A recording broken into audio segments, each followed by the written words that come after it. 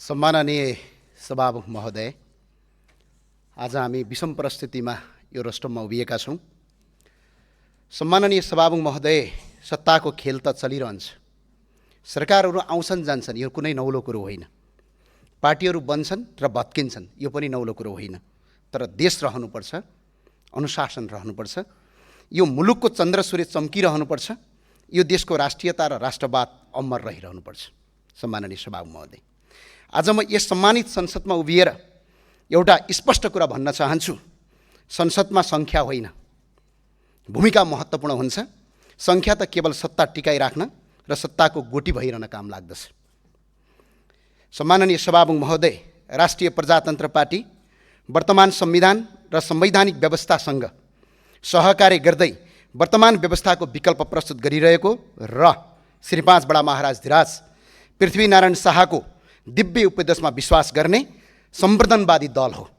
हामीले नेपालमा सम्वर्धनवादको महत्त्वपूर्ण पाटोको रूपमा रहेको राजसंस्था सहितको प्रजातन्त्र, सनातन धर्म सापेक्ष हिन्दू राष्ट्रको पुनःस्थापना र आर्थिक हिसाबले बोजिलो र मुलुकमा आवश्यकता बिना भित्राएको संहिताको खारेजी जस्ता शासकीय स्वरूपमा आमूल परिवर्तनका मुद्दाहरू बोकेको हुँदा केवल एक थान उपसभामुखको पद हाम्रो प्राथमिकता नै थिएन र छैन पनि।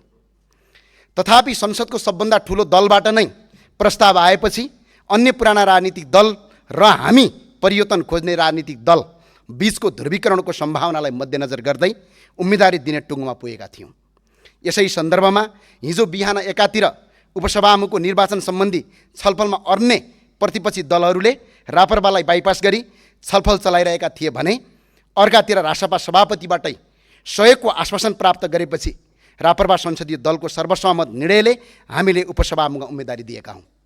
सम्माननीय सभामुख महोदय, आजको हाम्रो उम्मेदवारीले राजनीतिकमा स्पष्ट कित्ता क्लियर बनाएको छ।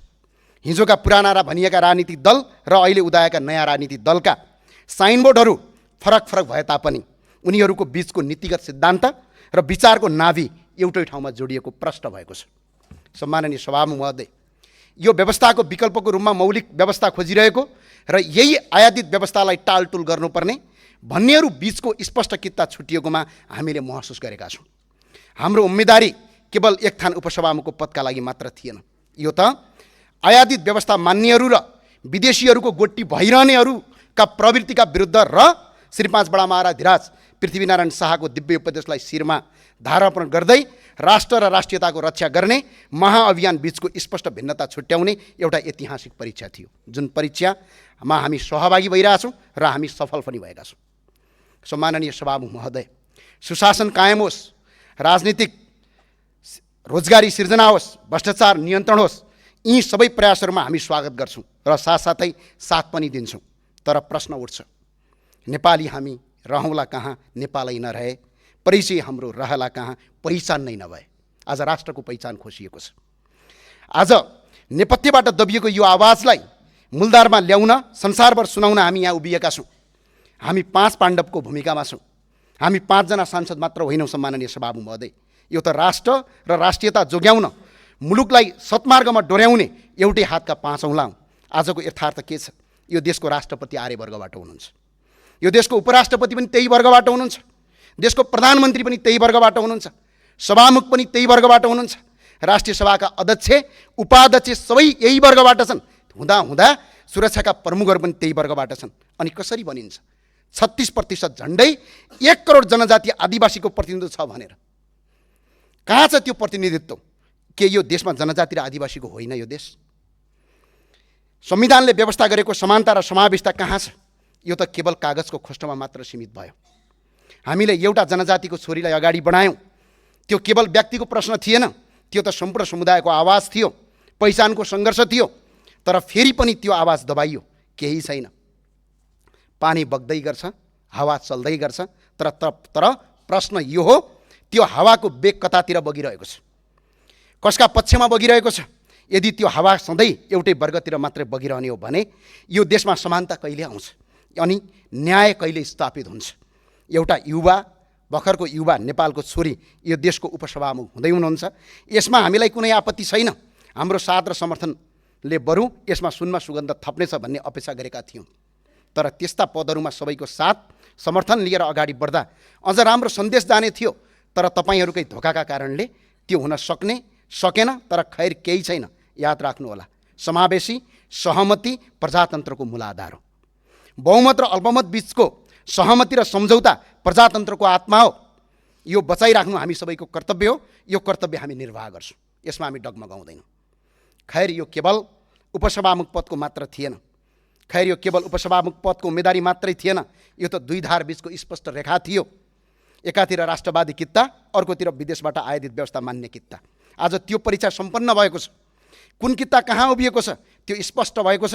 नेपाली जनताले देखेका छन्, आज सिङ्गो संसारले देखेको छ राष्ट्रवादी कित्ता कहाँ छ र विदेशबाट आयातित व्यवस्था मान्ने कित्ता कहाँ छ। तपाईँहरूलाई कतै रापरपाले उपसभामुख जित्यो भने, संवैधानिक परिषदको सदस्य बन्यो भने राष्ट्र संस्था पुनर्स्थापनाको बहसलाई एक खुट्किलो अगाडि बढ्नेछ भन्ने डर रहेछ। प्रदेश संरचना खारेज गर्ने अभियानमा एक कदम चाल्नेछ भन्ने चिन्ता रहेछ। हिन्दू बुद्ध किराँत सहितको वैदिक सनातन परम्परामा आधारित धर्म सापेक्ष राष्ट्रको बहसलाई अगाडि बनाउँछ भन्ने त्रास रहेछ। सायद तपाईँलाई लागेछ हामी तपाईँहरूकै डाइभर्सिटीमा बसेर मुलुकलाई राष्ट्रवादी दिशातर्फ अघि बढाउँछन् कि भन्ने डर, र तपाईँहरूकै मुटुभित्र बसेर आयातित विदेशीहरूले ल्याएको आयातित व्यवस्थाको धड्कन बन्द गरिदिन्छौँ भन्ने त्रास रहेछ। तर आज यस संसदको रोस्टरमा म स्पष्ट भन्न चाहन्छु, यो काम हामी तपाईँहरूसँग मिलेर पनि गर्न सक्थ्यौँ र गर्थ्यौँ पनि। हामी पद पाए भन्दैमा पछि हट्ने थिएनौँ। राष्ट्रको पहिचान स्थापित गर्ने महाअभियानको कदम अगाडि चाल्ने थियौँ र तपाईँहरूको सहकार्यको बाटो खोज्थ्यौँ र साथमै लिएर अगाडि बढ्ने थियौँ। तर खैर सायद तपाईँहरूको बाध्यता थियो, सायद तपाईँहरूलाई त्यस्तो निर्णय गर्न बाध्य बनाइयो। हामीले त्यो अवस्थालाई बुझ्छौँ। त्यसैले असहमति हुँदाहुँदै पनि तपाईँहरूप्रति हाम्रो सदाशयता रहिरहनेछ र राष्ट्रका मुद्दाहरूमा हामी एकै ठाउँ, हामी सधैँ संवाद र सहकार्यको ढोका खुला राख्नेछौँ। आज तपाईँहरूसँग बहुमत छ, संसदको सङ्ख्या तपाईँहरूको पक्षमा छ, कुर्सीहरू भरिएका छन्। हाम्रा कुरा अहिले तपाईँहरूलाई सामान्य र हास्यपदक लाग्न सक्छ, तर समय बलवान हुन्छ। त्यो दिन आउनेछ जब यही शब्दहरू सत्य साबित हुनेछ। सम्माननीय सभामुख महोदय, एउटा कथन थियो, युद्ध र प्रेममा सबै कुरा जायज हुन्छन् भने जस्तै राजनीतिमा आश्वासन र धोका पनि जायज हुँदो रहेछ भन्ने कठोर यथार्थ बुझ्दैछु म। युद्ध र प्रेममा सबै कुरा जायज हुन्छन् भने जस्तै राजनीतिमा आश्वासन र धोका पनि जायज हुँदो रहेछ भन्ने कठोर यथार्थ बुझ्दैछु। अब बोलीभन्दा बढी सङ्केत बुझ्नुपर्ने कुरा सिक्दैछु, किनकि बोलीको कुनै भर हुँदो रहेनछ। पार्टी र विचार फरक भए पनि मैले सधैँ आदर्श मानेका व्यक्तित्वबाट सिकेको यो राजनीतिक संस्कारका लागि धन्यवाद व्यक्त गर्न चाहन्छु। सम्माननीय सभामुख महोदय, बलियो प्रतिपक्ष बिना कुनै पनि सरकार दीर्घकालीन रूपमा सुरक्षित रहँदैन। प्रतिपक्ष बिनाको सरकार त्यति राम्रो हुँदैन। प्रतिपक्ष बिनाको कुनै पनि सरकार दीर्घकालीन रूपमा सुरक्षित रहँदैन। बलियो प्रतिपक्ष नै प्रजातन्त्रको सुन्दरता हो। त्यसैले हामी सङ्ख्यामा कम भए पनि विचारमा बलिया छौँ। हामीले यो संसदको बलियो प्रतिपक्षको भूमिका खेल्नेछौँ र प्रतिपक्षमा रहन्छौँ पनि।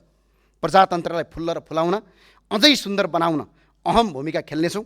प्रतिपक्ष बिनाको सरकार नुन बिनाको तरकारी जस्तै हुन्छ।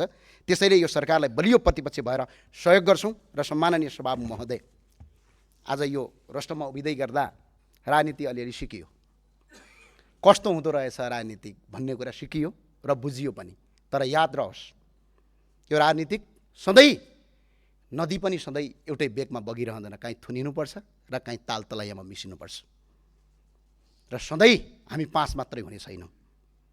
र याद रहोस्, राष्ट्रिय प्रजातन्त्र पार्टी त्यो शक्ति हो 2064 सालको स्थापनापछि सशस्त्र सङ्घर्षबाट आएको माओवादीले पनि पतन गर्न नसकेको शक्ति हो।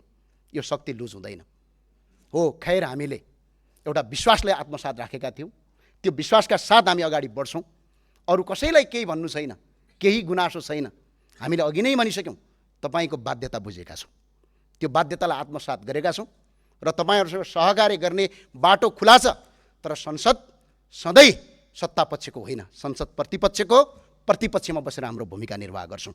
त्यही भएर सम्माननीय सभामुख महोदय, हामीले जनजातिबाट, त्यो पनि नेपालकै लोकमुमनक जातिबाट, हेल्मो भन्ने समुदायबाट प्रतिनिधि सभाको उपसभामुखको पदको हामीले उम्मेदवारी दिएका छौँ। सम्माननीय सभामुख महोदयको अनुमतिमा यस सभाका माननीय सदस्य सरस्वती लामालाई उपसभामुख पदमा निर्वाचन गरियोस् भनी प्रस्ताव प्रस्तुत गर्दछौँ। बाँकी तपाईँहरूको इच्छा, सोच गर्नुहोस्, विचार गर्नुहोस्। जय राष्ट्रवाद, जय नेपाल। हस्, धन्यवाद।